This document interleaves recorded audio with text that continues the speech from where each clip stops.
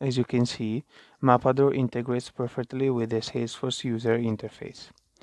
The next best customer component can be found on the right. This component is a digital assistant that will suggest the best clients on which to focus. Unlike Excel spreadsheets that are often used by sales professionals, this tool doesn't just provide you with a simple and static list. The list is initially organized according to the geographic distance of the clients in relation to a preset point on the map.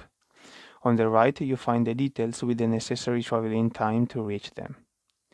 In addition to the geographical criteria, you can prioritize the list order according to the company size and type, as well as the existence of interesting opportunities.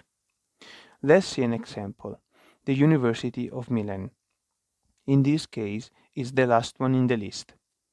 Let's select it and then open an opportunity with all the details.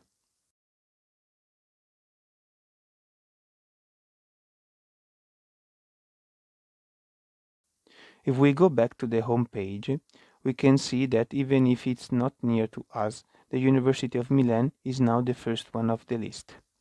That's because the relevance score is now higher.